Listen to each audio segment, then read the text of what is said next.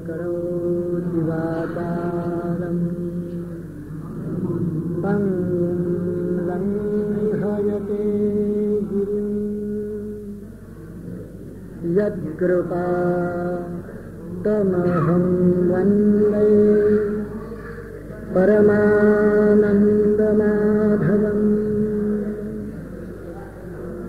गुरुर्ब्रह्मा गुरुर्विष्णुः गुरुर्देवो महेश्वरः गुरुस्साक्षात् परब्रह्म तस्मै श्री गुरवे नमः। श्रीराम श्रीराम श्रीराम।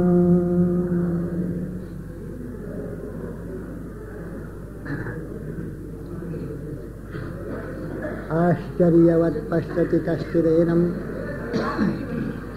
आश्चर्यवत् वदति तथैव चान्यः आश्चर्यवच्चैनमन्यः शृणोति श्रुत्वाप्येनं वेद न चैव कश्चित्। आज मोठा आनंदाचा माझ्या भाग्याचा दिवस आहे। 17 वर्षाचा दीर्घ कालावधी झालेला आहे।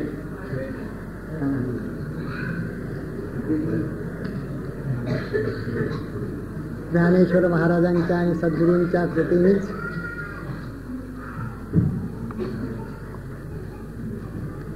हे भाग्य मला लाभलं आहे असं मी समजतो।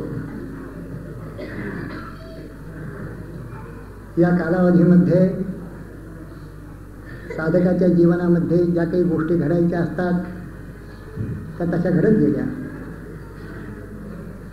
परमार्थाची वाटचाल ही तशी सोपी नाही। जरी समर्थाने म्हटलं असलं की आहे तरी परम सुगम, पण लगेच ते म्हणतात परी जना जाहरा दुर्गम। का जयाचे चुकले वर्म सत्समागमाकडे। तेव्हा हा तसा दुर्गमच पथ आहे। हा दुर्गम पथ आक्रमित असताना ज्या काही अडचणी आल्या त्याच्या वेळेला मला ज्ञानेश्वरी उपयोगी पडली असं मला वाटतं। म्हणून ज्ञानेश्वरीसारखा ग्रंथराज जोपर्यंत आपल्या हाती आहे तोपर्यंत साधकाला काळजी करायला नको असंही माझं मत पक्क होऊन गेलं। जेवढे म्हणून माझ्या संप्रदायातले आणि इतर सर्व संप्रदायातली मंडळी सत्पुरुष होऊन गेले ते सर्वच्या सर्व हा ग्रंथ शिरोधार्य मानणारे होते। माझे सद्गुरू स्वरूपानंद, त्यांचे सद्गुरू गणेशनाथ, त्यांचे सद्गुरू विश्वनाथ महाराज रुकडीकर आणि असे थेट आपण नाथ महाराज ज्ञानेश्वर महाराजांच्यापर्यंत गेलो तर असं आढळतं की ज्या एका ग्रंथाला शिरोधार्य त्याने मानलं तो हा ग्रंथ त्याची सेवा करण्याची बुद्धी, त्या सेवा करण्यासाठी लागणारा आयु आरोग्य इत्यादी हे सर्व मला त्यांच्याच कृपेने मिळालं असणार, दुसरं कोणाच्या कृपेने मिळणार। तेव्हा त्या कृपेने ही सेवा सहज घडत आहे असं मला वाटतं। श्लोक आहे सेवेचा आश्चर्यवत् पश्यति कश्चिदेनम, दुसऱ्या अध्यायाचा श्लोक आहे। एनम म्हणजे याला, अर्थात आत्म्याला। कोणी एखादा कश्चित आश्चर्यवत पश्यति म्हणजे आश्चर्यासारखाच पाहतो, म्हणजे पाहणाराही आश्चर्यासारखाच आहे आणि पाहणंही आश्चर्यवतच आहे। कारण आत्म्याला पाहणं हे जसं या वस्तूंना पाहणं आहे तसं नाही। आत्म्याला जे पाहायचं आहे ते पाहता, पाहणारा, पाहणं हे सर्व संपूर्ण पाहायचं आहे। इथे पाहणारा उरत नाहीये, म्हणजे ज्या स्थूल दृष्टीने आम्ही पाहतो ती दृष्टीही उरत नाहीये। ज्याला पाहतो तो आणि जो पाहतो तो एकरूप होऊन जातात, असं हे पाहणं आहे। हे पाहणे ऐसे असे वीरा, जैसे न मोडगिया विहिरा, आपुलिया उगमी झरा भरोनी ठाके, ना तरी आटलिया अंब निजबिंबी प्रतिबिंब मेहटे का। घटी नभ घटा भावी नाना इंधनांशू सरजिया वन्ही परते आपण पेया तैसे आपे आप धनंजया न्याहाळणे दे. असे आपोआप पाहायचं आहे. हे पाहायचं आहे सगळं कसं म्हणायचं? ज्ञानदेवांचा एक सुंदर अभंग आहे. सत्य ज्ञानानंत गगनाचे प्रावरण नाही रूप वर्ण गुण जेते तो हा श्रीहरी पाहिला विटेवरी पाहते पाहणे दुरी सारोन्या. ज्ञानदेव म्हणे ज्योतीची निज ज्योती तेही मूर्ती उभी विटेवरी. आता पाहते पाहणे दुरी सारोन्या असं हे पाहायचं आहे. देह देवाचे देऊळ आत बाहेरी निर्मळ. देव पाहावया गेलो तेथे देवची होऊनी ठेलो. तुका म्हणे धन्य झालो आज विठ्ठला भेट. देव पाहायला गेलो तर मी स्वतःच तो होऊन राहिलो. त्यामुळे आता पाहणारा आणि ज्याला पाहायचा आहे तो असा वेगळा राहतच नाही. नदी सागरात मिळाली आता तिची जशी खळखळाट संपली, जाणं संपलं, धावाधाव संपली, तसंच हे काहीचं आहे. आणि असं हे असल्यामुळे साहजिकच कोणीतरी एखादा आश्चर्यासारखा याला पाहतो. असं जर भगवंतांनी म्हटलं तर त्याच्यामध्ये आश्चर्य वाटण्यासारखं काय? मूळ भगवद्गीताची सुरू झाली त्याचं कारण अर्जुनाला झालेला अज्ञानजन्य मोह आणि तज्जन्य शोक. अज्ञान म्हणजे काय? स्वरूपाविषयी आपल्याला असलेला ज्ञान, स्वरूपाविषयीचंच अज्ञान, स्वरूपाविषयीची भ्रांत कल्पना, आपल्याविषयीची भ्रांत कल्पना, आपण कोण हे न कळणं, ह्याचं नाव अज्ञान. आपला आपण पेया विसरू जो धनंजया तीची या अज्ञानामूळ. आपलाच आपल्याला विसर हेच अज्ञानाचं मूळ. या पोटी सगळी सुख दुःख शोक मोह. यस्मिन् सर्वाणि भूतानि आत्मैवाभूत विजानतः तत्र को मोहः कशोकः एकत्वम अनुपश्यतः. ज्या सर्वच विश्व आत्मरूप झालं त्याला शोक कसला, मोह कसला? मोह आणि शोक आहे. अर्जुनाला जो मोह झाला याच्याकडून तो स्वतःला देह म्हणजे मी असं मानत होता आणि देहाला लागलेले ते माझं असं समजत होता. हे मी आणि माझं टाकणं एवढंच काय तो परमार्थ, एवढीच काय ती वाटचाल. हा मी देह आहे इथून देहोहम पासून सोहम तो मी आहे इथपर्यंत जाणं अशी वाटचाल. साहजिकच भगवंतांनी हा मोह आणि शोक घालवण्यासाठी ज्या अज्ञानातनं हा मोह आणि शोक आला त्या अज्ञानावरच प्रहार केलेला दुसऱ्या अध्याय म्हणून सांख्य योगो नाम द्वितीय अध्याय. अर्जुन नयनम छिंदन्ति शस्त्राणि नयनम दहति पावकः न चैनम क्लेदयन्त्यापो न शोषयति मारुतः. हा असा आहे अच्छेद्योयम अदाय्योयम. असं आहे. असं तुला घाबरण्याचं काय कारण आहे? तू मारणारा कोणी नाही. हे मारणारेही नवत हे नीट समजून घे. जे मारणारा असं समजतात या एनम वेद्य हंतारम यश्चैनम मन्यते हतम उभवतो न वियानितो. नायम हंती न हन्यते. हा कोणाला मारत नाही, हा मारला जात नाही, हे तू नीट समजून घे. हा अजय आहे, अमर आहे, न जायते म्रियते वा कदाचित. नायम भूत्वा भवितावान भूयः अजः नित्यः शाश्वतः अयम पुराणः न हन्यते हन्यमाने शरीर. हे सगळं सांगितलं ही गोष्ट खरी. हे सांगणं सोपं आहे ही गोष्ट खरी. ऐकणंही त्या मानाने सोपं वाटतं ही गोष्ट खरी. माझे मित्र नानासाहेब तळवकरांनी ऐकण्याच्या पुष्कळ गोष्टी सांगितल्या, पण हे ऐकणं सोपं वाटतं पण ऐकणं घडत मात्र नाही. ह्याच्यात काय अवघड खरं आहे. न जायते म्रियते वा कदाचित. पण हे जितकं खरं वाटतं चटकन तितकं ते खरं पटत नाही, बसत नाही, अंतःकरणात ते रुजत नाही. अर्जुनाच्या चेहऱ्याकडे भगवंतांनी बघितलं असलं पाहिजे ज्ञान सांगितल्यानंतर, आणि मग त्याच्या लक्षात आलं असलं पाहिजे भगवंतांच्या की अर्जुनाला हे सगळं मी सांगतोय खरा पण याच्या चेहऱ्यावर तसं काही दिसत नाही की मला काही कळ. आम्ही समजतं हे विचारिले तेव्हा ऐसेची हे मना आले जे न सांडीचे तुवा आपले विहित कर्म. ज्यावेळेला ज्ञान कळत नाही त्या ज्ञानाचा मार्ग सांगायला लागतो की कुठल्या मार्गाने तुझा. अज्ञानाचं खंडन ज्ञानानेच व्हायचं. मुक्तिस्तु ब्रह्मतत्वस्य ज्ञानात एव न च अन्यथा स्वप्रबोधम विना नैव स्वस्वप्नो हीयते यथा. जर स्वप्नातनं जागा करायचं झालं तर झोपेतनं जागा करायला लागतं. तसं ब्रह्मतत्वाच्या ज्ञानाखेरीज मुक्ती शक्यच नाही. ज्ञानात एव तू कैवल्यम इथे शास्त्री शुटिंगे महा. शास्त्राचा उद्घोषच असा आहे. पण हे ज्ञान सांगायचं कोणाला? अर्जुनाला जेव्हा भगवंत सांगायला लागले तेव्हा भगवंतांच्या लक्षात ही गोष्ट आली की अर्जुनाला ते ज्ञान अंतःकरणामध्ये रुजत नाहीये, बसत नाहीये अंतःकरणामध्ये, कुठेतरी गोंधळ होतोय. असं जेव्हा झालं तेव्हा मग साहजिकच भगवंतांना वाटलं की खरं आहे, अर्जुनाला कसं कळणार. आश्चर्यवत पश्यती कश्चितेनम, या आत्म्याला पाहणारा कोणी एखादा आश्चर्यासारखाच असतो, असे काही खूप नसतात.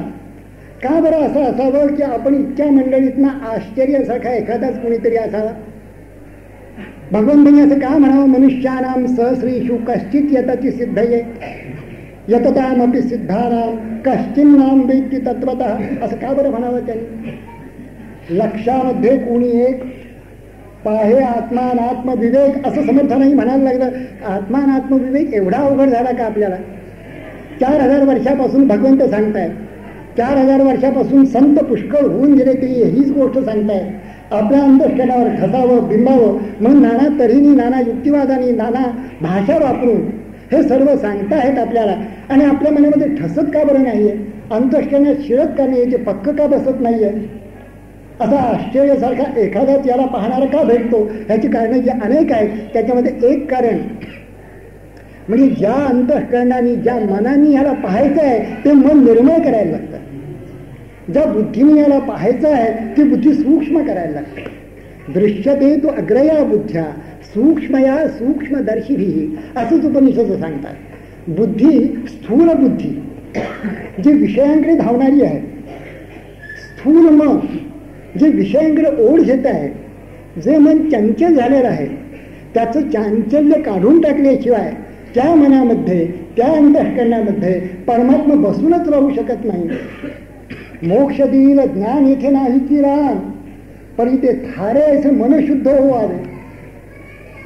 मन जर निर्मळ नसेल, मन जर शुद्ध नसेल, तर जे ज्ञान सांगितलं जातं, जे याज्ञवल्क्यांनी सांगितलं, जे भगवंतांनी अर्जुनाला सांगितलं, किंवा आणखीन जे स्वरूपानंदाने आणखीन आपल्याला सगळ्यांना सांगितलं, किंवा आणखीन गोळवणी महाराजांसारखी होती पुष्कळ मंडळी आपल्या भारतवर्षामध्ये संत मंडळी उदंड होत आहेत, जात आहेत, ज्ञान सांगतायत, एकच सांगतायत गोष्ट, पण अंतःकरणामध्ये ठरत नाहीये.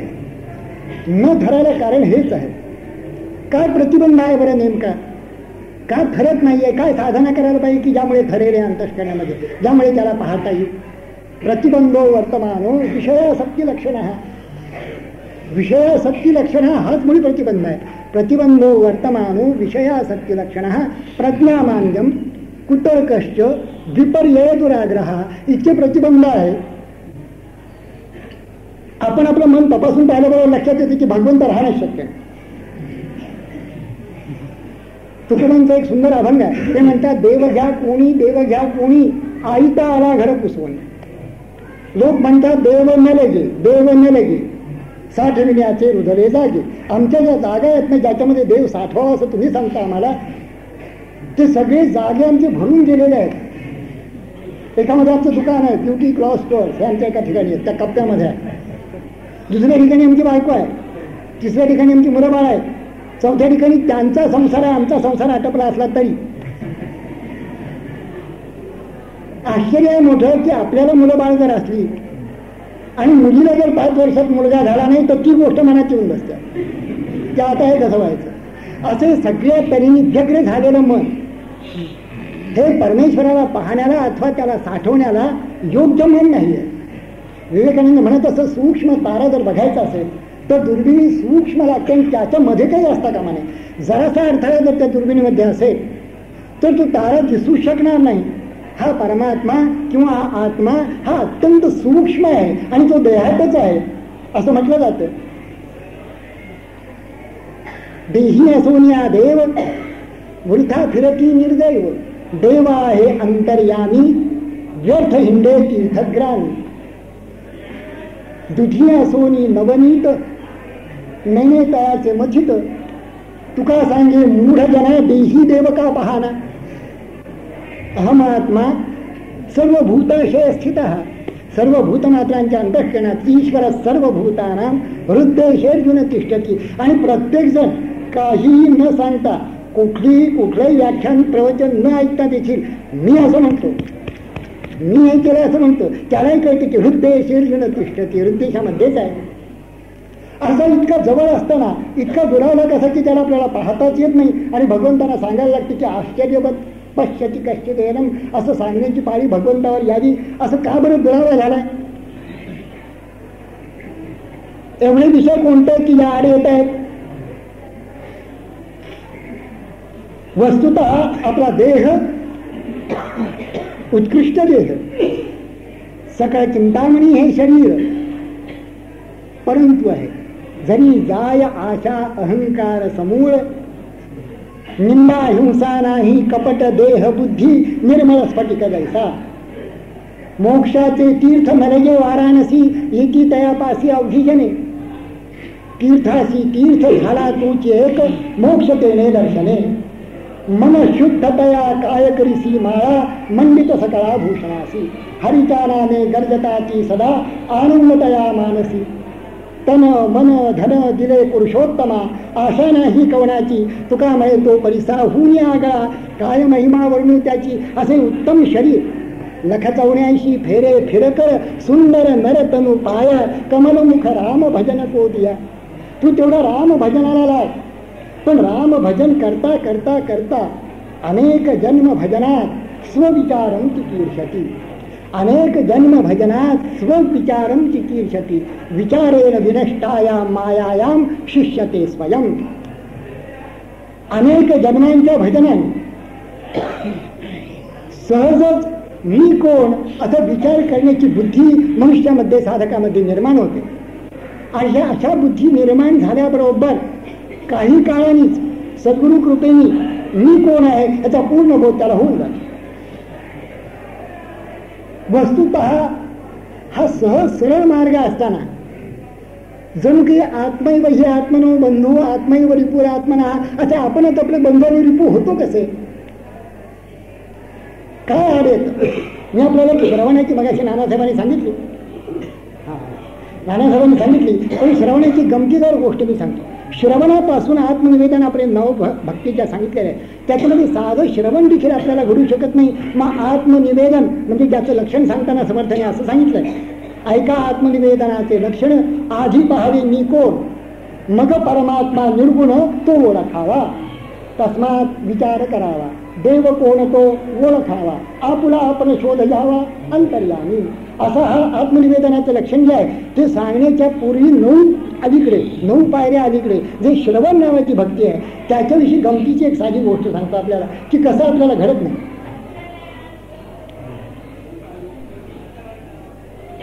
एक नवरा बायको, त्या भगिनीना गाण्याची फार आवड, संगीताची आवड. आणि ते यजमान जे होते त्या औरंगजेबाचे अवतार. म्हणजे जर कुणी त्यांना सांगितलं गायन कला मिली तर तिला लवकरात लवकर पुरून टाका, म्हणजे पुन्हा जाप नको असं म्हणणं आहे. अर्थात मोठमोठ्या गवयांची गाणी व्हायची, या भगिनी तिथे जायच्या, परंतु हे कधी गेले नाही. हे आपले झोपून राहायचे. तुम्ही काय 1, 2, 3 वाजता आलात म्हणजे दार ठोठवा, म्हणजे मी उघडीन दार आणि मी आपल्या सुखाने झोपतो, मला ते संगीत नको असं म्हणणं आहे. पण हे फार मोठे गवई आहे. आणि बायकोचा फारच आग्रह पडला. पुष्कळाने बायकांचा आग्रह मोडता येत नाही.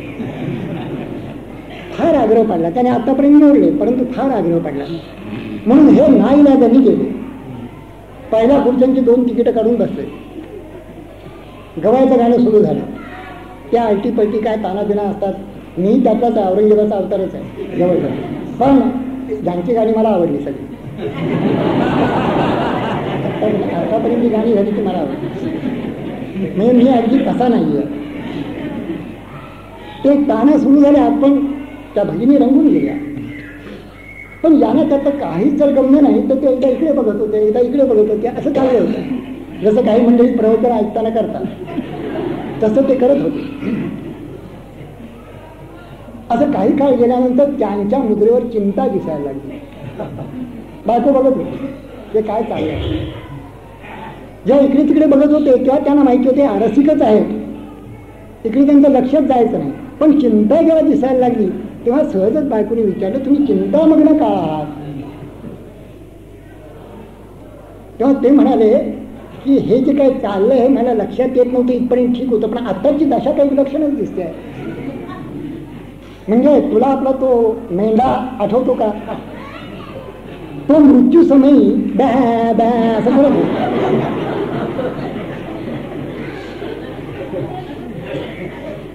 पण गंमत अशी झाली की तो एक अर्धा तासात मेला. पण मी आता तास झाला हे ऐकतोय, पण अजून काहीच चिन्ह दिसत नाही. आता मला सांगा, या माणसाला कधी श्रवण घडेल का गाण्याचं? अध्यात्मशास्त्री ये अंतरंगाचे अधिकारी आहे. अध्यात्मशास्त्रामध्ये अंतरंग अधिकारी हेच पाहिजे, म्हणजे पूर्ण अंतरंग ज्यांचं रंगून गेलेलं आहे, जन्मजन्म जे करत आलेले आहे. सत्वगुण प्रधान त्याची प्रकृती आहे. रजतम असू दे, पण गौणत्वाने पाहिजे. केवळ संसारच करावा, आपल्या बायकोच्या अंगावर खूप दागिने असावे, तिने 500 रुपयाचा शालू नेसून आपल्या पुढे मिरवावा, असं ज्याला खरोखरीच मनापासून वाटत असेल, असा मनुष्य परमार्थाला योग्य नाही. परमार्थाला सत्वगुण पाहिजे. सत्वगुणे भगवत भक्ती. ही सात्विक मती जया निर्वाहती होय धनंजया, कैवल्य बाबुल नो हे तया कैवल्य ते. ही सात्विक मती ज्याच्या बरोबर असते. ऊर्ध्वं गच्छन्ति सत्वस्थाः. सहजच असं आहे की सत्वाची गतीच म्हणजे ऊर्ध्व आहे, रजतम अधोगामी आहे. असं असल्यामुळे मूळ पिंड जर सात्विक असेल, त्याच्यामध्ये आईबापांनी जर संस्कार घडवले असतील, त्याच्यापुढे सद्गुरूंची भेट झाली असेल, सद्गुरूंची भेट होऊन नुसतं काहीच भागत नाही, तसे लक्षावधी लोक सद्गुरूंची भेट घेतात, त्याचा काही उपयोग होत नाही. सद्गुरूंची कृपा झाली असेल, अनुग्रही पुष्कळांच्यावर होतो. अनुग्रह पावसाच्या वर्षासारखा, तो खडकावही पडू शकतो, तो समुद्राची पडू शकतो, खडकी जैसे वर्षले. त्याचा उपयोग फार थोडा होतो, होत नाही असं नव्हे, पण फार थोडा होतो. सद्गुरू कृपा होण्याच्या आधी साधक अत्यंत तयारीचा असायला लागतो.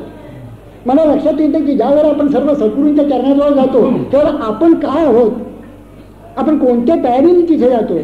हॉटेलमध्ये साधा कब्बशा विसरायला एखादा पोऱ्या पाहिजे असेल, तर त्याला देखील अशी पाटी असते की उत्तम पूर्वीचा अनुभव असलेला असा पोऱ्या पाहिजे. अशी जी पाटी असते, साधी गोष्ट आहे, तिथे परमार्थाचा अत्युत्कृष्ट असं ज्ञान, ते ज्ञान पैगा भरवे, की जे ज्ञान असं आहे की ज्या ठिकाणी मन पांगळ होतं, कर्माची धाव संपते, असं वर्णन ज्ञानेश्वरांनी केलेलं आहे. अशा तऱ्हेचे उत्तम बर्वत ज्ञान, ते ज्ञान पैगा बर्वे जरी मन्या आखी जाणावे, तरी संताया भजावे सर्वस्वेसी. जे ज्ञानाचा कुरुठा, तेथ सेवा हा दारवंठा. पण हे कोणाला सगळं आहे बरं? काही तयारीने आलं पाहिजे ना. आपण एखाद्या कॉलेजमध्ये आपण प्रवेशाला गेलो आणि जर तिथला क्लार्क मी काकुरीने विचारलं की तुमचं सर्टिफिकेट कुठे आहे, म्हणजे सर्टिफिकेट अंतर काय, मग सर्टिफिकेट नाही तर कॉलेजमध्ये प्रवेशच नाही. तसं इथे सद्गुरूंच्या जवळ एखादं काहीतरी असं पाहिजे. तुला काय करतोस तू, काय नामस्मरण करतोस, काय ध्यानाला बसतोस, काय करतोस, दासबोध वाचतोस, ज्ञानेश्वरी वाचतोस, काय करतोस, तरी काय तीर्थयात्रा केलेलं आहे, पुढे संतांकडे पूर्वी कधी गेला होतास, त्यांनी काय सांगितलं ते केलेलं आहेस का, काही जर केलेलं नसेल तर तू माझ्याकडे कशा करता आलास, मी काही सांगू शकत नाही, असं सद्गुरू स्पष्ट सांगावं असं मला वाटायला आहे. आपण सर्व जातो, पण त्यापूर्वी जाण्याच्या पूर्वी काय तयारी करायला पाहिजे तेही पाहिजे. आपली प्रवृत्ती सत्प्रवृत्ती पाहिजे, आपल्या अंगामध्ये सत्वगुण पाहिजे, जन्मजन्मांतरी आपण करत आल्याची स्पष्ट जाणीव आपल्याला पाहिजे. ही फुटपट्टी दुसऱ्यानी नाही. आपण किती परमार्थ होते याची फुटपट्टी दुसऱ्या लावू शकत नाही. आपलंच आपण पाहिलं पाहिजे. प्रत्यहम प्रत्यवेक्षेत नरश्चरितमात्मनः किं नु मे पशुभिः तुल्यं किं नु सत्पुरुषैरिति. आपणच आपलं पाहिलं पाहिजे. असं आपणच आपल्याला पाहत धरवणी वेचे सरे तैसे भोगे प्राचीने पुरे आणि नवे तब नुपकरे काहीची करो ऐसी कर्म साम्य दशा होय जेथ विरेशा तेथ सद्गुरू पैसा भेटते का. त्यावेळेला सद्गुरूंची भेट झाली तर मग हा शिष्य आणि तो सद्गुरू, सत्शिष्य आणि सद्गुरू यांचा अभ्यास एक सरा पुरतो असं समर्थांनी म्हटलेलं. अशा तयारीने गेलेला जो सत्शिष्य असेल त्याला सद्गुरू दृष्टी देतात. त्यारे पहा, सगळ्या ठिकाणी पाहिलंच काय, तोच तर भरून आहे. तुम्ही पाहिलंच म्हणजे लक्षात येईल त्या जो वर्ण आकार रूप दिसत आहे ह्या सगळ्याला अधिष्ठानभूत जो परमात्मा आहे, जो दिसत नाही आहे, जो अदृश्य आहे, जो अत्यंत सूक्ष्म आहे, जो गूढ आहे, दिसत नाही गूढ आहे पण ज्ञानाला स्पष्ट आहे, हा सगळा विश्वाचा आभास मावळून टाकून ह्याच्या आभासात्मक विश्व वस्तुतः विश्व हे ब्रह्मरूप आहे. एक परब्रह्म संचले कदापि नाही विकारले. त्या वेगळे जे भासले जे भ्रमरूप वस्तुतः एकच ते आहे. हे आत बाहेरी नियाची कोंडले जग निखिळ माझीची वोटले कैसे कर्म तया आराले जे मीची नाही म्हणती. वस्तुतः हे त्यांनी जोतलेलं आहे. हे तू पहा, तू डोळे उघड आणि मग शिष्य ज्या वेळेला तयारीने पाहायला लागतो, तो साधना करायला लागतो, अंतर्मुख होतो, प्रथम स्वरूप समाधानात जातो आणि मग जेव्हा डोळे उघडतो तेव्हा त्याला विश्वरूप दिसतं. प्रथम स्वरूप समाधान पाहून ठेला अर्जुन सवीची उघडले लोचन तब विश्वरूप देखे आरव ब्रह्माहमस्मित्यनुभव उदिते खलविदम ब्रह्म पश्चात. पाठीमागून मला लक्षात येतं की नर नारी बाळे अवघा नारायण ऐसे माझे मन करी देवा. हे मागून लक्षात येतं तर स्वरूपाला बसायला पाहिजे. आणि स्वरूप समाधान व्हायचं कसं की ज्याने हे पाहता येतं. एकांकी बैसोनी करी सोहम ध्यान तेने तुझे मन स्थिरावे. सोहम सोहम ऐसा शब्दे विन जप होता आपे आप चित्त शुद्धी. कैसा होतो सोहम शब्दे विन ध्वनी जे विचारोनी संतांपाशी. स्वामी म्हणे जाये संतांशी शरण तेने उद्धरण होय तुझे.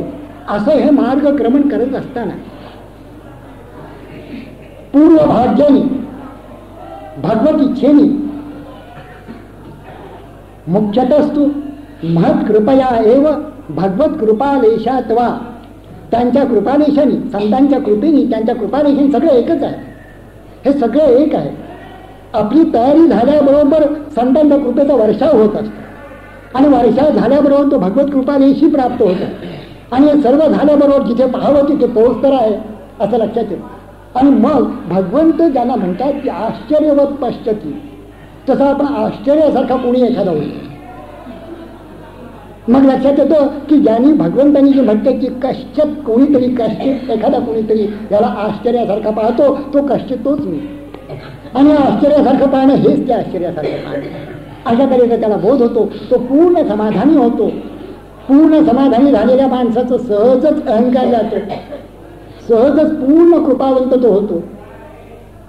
सदा प्रेमयू भक्तिभावे निवारा असं तो होतो.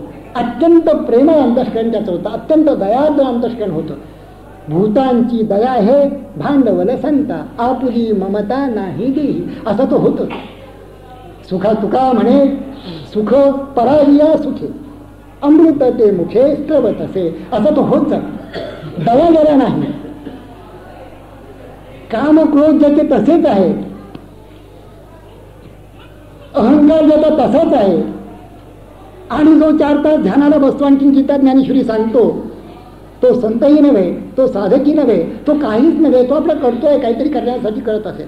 परंतु जर हे सांगत असेल, जर साधकाच्या अवस्था त्याच्यामध्ये बांधली असेल तर आपण खुशाल समजा की कामक्रोध हे कमी व्हायला पाहिजे, लोभ हे कमी व्हायला पाहिजे, मत्सर कमी व्हायला पाहिजे, दंभ जायला पाहिजे आणि अहंकार व्यापक व्हायला पाहिजे. अहंकारा जात नाही. देहोहम पासून संकुचित अहंकार निघून सोहम मध्ये तो अहम गेला पाहिजे. नलिकेवरूनही उठला शुक शाखे बैसला तैसा मूळ अहंते वेठला तो मी म्हणून सहा अहम म्हणून. असं तरी देहाच्या मर्यादेमध्ये असेल मग काहीतरी सद्गुरू तरी काय करतात, जेणे विवळतीये सवळे लाहोनी आत्मज्ञानाचे डोळे सांडिकी देह अहंतेची अभिसाळे. अभिसाळे म्हणजे घरटी जीव पक्षी ते उडून जातात. हा सगळा विश्वाभास मावळतो. मावळवीत विश्वाभासू नवनोदयला चंडांशू अद्वयादिनी विकासू बंधू आता जेणे विवळतीये सवळे लाहोनी आत्मज्ञानाचे डोळे सांडिकी देह अहंतेची अभिसाळे जीव पक्षी. हे उडून जातात जीव पक्षी. हा जीवरूपी पक्षी उडून जातो, चित गगनामध्ये उडून जातो. तो आता बंदिस्त राहत नाही. अहंकार असा व्यापक करायचा. मत्सर, काम आणि क्रोध हे विवेकाने आवडायचे, संपूर्ण जात नाही. हे मुळातच आहेत. लहान मुलात देखील तुम्हाला दिसतील. सारख्या वयाची जर मुलं असतील,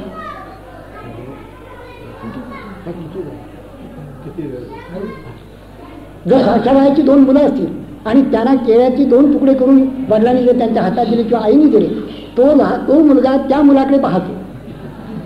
आणि जर आपल्यापेक्षा त्याच्या हातामध्ये किंचित मोठा तुकडा असेल तर आपला तुकडा फेकून देतो. म्हणजे तो रागावतोही, मत्सरी आहे, सगळे त्याच्यामध्ये आहेत. काम, क्रोध आणि मत्सर ह्या तिन्ही गोष्टी नैसर्गिक आहेत. त्यांच्यावर सक्त पहारा ठेवायचा. त्यांना जरा देखील आपल्या आवाक्याच्या बाहेर जाऊ द्यायचं नाही. काम, क्रोध आणि मत्सर या तिन्ही गोष्टी नैसर्गिक आहेत आणि म्हणून त्यांना जरा देखील पलीकडे जाऊ द्यायचं नाही. दंभ, लोभ ह्या ज्या गोष्टी आहेत या मात्र कृत्रिम असून आपणच या जन्मामध्ये आणि प्राजन्य संस्कारामुळे गोळा केलेल्या आहेत. ह्या संपूर्ण मुळापासून गेल्या पाहिजे. दंभ म्हणजे आत एक बाहेर एक. दुसऱ्याचे अवगुण मोठे करायचे, आपल्या अवगुण लपवून ठेवायचे. दुसऱ्याचा मोठा गुण असला तरी अल्प करून सांगायचा. म्हणजे बरोबर संतांच्या उलट. संत हे परगुण परमाणून पर्वकी कृत्य नित्यम निजरिजिविका संतः संत संतः कियंतः असे संत असतात. त्याच्या बरोबर उलट हा दंभ आहे. धार्मिक मनुष्य कधीच कोणाला मोठा म्हणत नाही. तो स्वतःच कोणीतरी मोठा असं समजतो आणि बाकी सगळ्याला तुच्छ समजतो. हा दंभ मुळात न गेल्याशिवाय परमार्थच होणं शक्य नाही.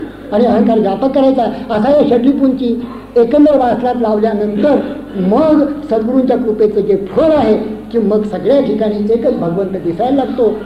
आत्मज्ञान होतं, आत्मसाक्षात्कार होतो, निज ज्योती उजाळली जाते आणि सर्व ठिकाणी एकच एक पांडुरंग भरून राहिलेला आहे, विठ्ठल भरून राहिलेला आहे, राम भरून राहिलेला आहे असं होत होतं. रामनामी रंगे मन कैची भूक कैची तहान असं होऊन जातं. कैची आधी कैची व्याधी अवघी संपदी उपाधी नित्य निवांत निर्भय स्वामी झाला राममय असं होऊन जातं. अंतर्बाह्य राम झालो पूर्ण काम देखियले ब्रह्म मूर्तिमंत आनंदला जीव भेटला केशव गेलो भवार्णव तरोनिया. हे जे काय आहे काम, क्रोध, लोभ, दंभ, मोह, मान अवघे नारायण रूप झाले. काया वाचा मन केले कृष्णार्पण गेले मी तू पण स्वामी म्हणे. ओम तत्सत. विठ्ठल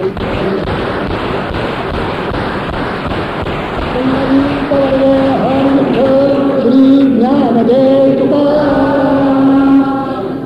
जय जय रघुवीर समर्थ परमहंस सद्गुरु स्वामी स्वरूपानंद महाराज सर्व संतन की. एक लहानशी विनंती मी आपल्याला करतो आहे. आपण जशी आतापर्यंत माझ्यावर प्रेम ठेवलं तसंच प्रेम यापुढे करत जा. 17 वर्षाची वाटचाल आपल्या प्रेमाने झालेली आहे. पुढे अशाच प्रेमाने ती होत राहील. सद्गुरूंचे आशीर्वाद, संतांचे आशीर्वाद, ही सर्व संत मंडळी माझ्या अवतीभोवती जमलेली आहे. त्यांच्यापुढे मी काही सांगायचं म्हणजे प्रभू तुम्ही महेशाची या मूर्ती आणि मी दुबळा अर्चित असो भक्ती बोल जरी गंगावती तरी स्वीकाराल तुम्ही. फोन यानंतर पसायदान होईल आणि आजचा कार्यक्रम संपेल. दरवाजावर प्रसाद देण्याची व्यवस्था केली आहे. जाताना सर्वांनी प्रसाद घेऊन जाऊ. मुख्य गोष्ट सांगायची ती आता अशी की आता एसीसीचा निकाल असल्यामुळं दरवाजाशी विद्यार्थी वर्ग परत जमलेला आहे. तेव्हा कार्यक्रम संपल्यावर डाव्या हाताच्या गेटनी शक्यतो जाण्याचा करावं म्हणजे त्रास होणार नाही.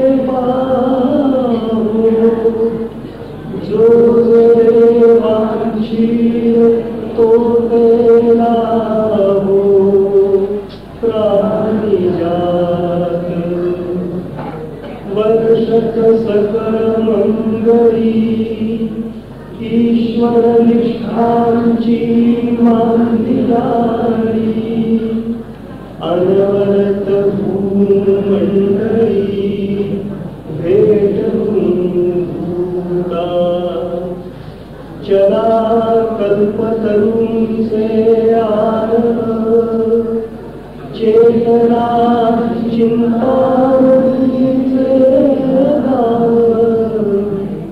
गोविंदेचे अर्णव पीयूषाचे चंद्रमेचे अलांछन मातंडचे पावनीन ते सर्वांनी सदा सज्जन सोयले हो किंबहुना सर्वसुखी पूर्ण होऊन रोगी ध्वजितो आदिपुरुषी अखंडित आम्ही ग्रंथोपजीवे विशेषी लोकीये दृष्टादृष्ट विजये ओहावे यद्भवे श्री विष्णुचलाहो हा होईल दान पसारो येणे बरे ज्ञान देवो सुखिया